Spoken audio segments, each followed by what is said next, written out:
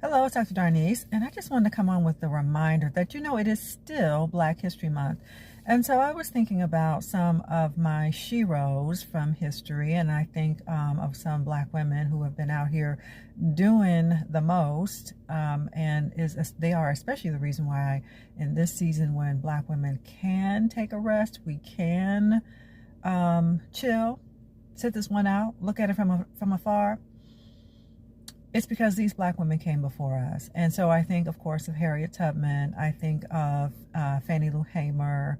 I think of Zora Neale Hurston, which might surprise some of you that I think of Zora Neale Hurston, the author, in the same kind of category as these historical figures who did work for, freedom fighters. Well, if you know anything about Zora, and she is most famous for writing Their Eyes Were Watching God. Yes, there was a movie version of it, but it wasn't really that good. So go read the book. Your college professor here telling you, go read the book. It is a classic of American literature. Okay, why is Zora so important?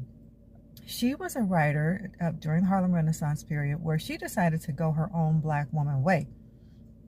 And really, that book, Their Eyes Were Watching God, is about another character just like her, Janie, who decides to go her own way and do her own thing regardless of other people's expectations. And so some people didn't like Zora, some other artists during the Harlem Renaissance, because, they said, well, she took money from white patrons, right? There was a system by which, you could be a starving artist, or you could take money from a white patron who was willing to support you in your work.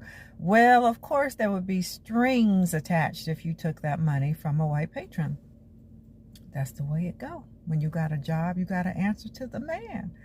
So Zora, she pretty much allowed her patrons to think of her as a sort of needy Black girl, but she played them, right? She was crazy like a fox. She played them.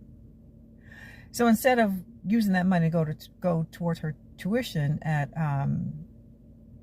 for her anthropology, she was in an anthropology program. Instead of using her money for tuition, she bought herself a car and went down to Edenville, Florida, which is where she was from, so she could do her research on some Black people.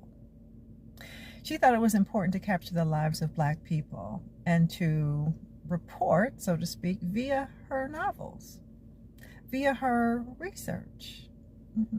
So Zora is one of those figures we should remember. We should always remember in this Black History Month and beyond, because she decided to live her own Black woman life.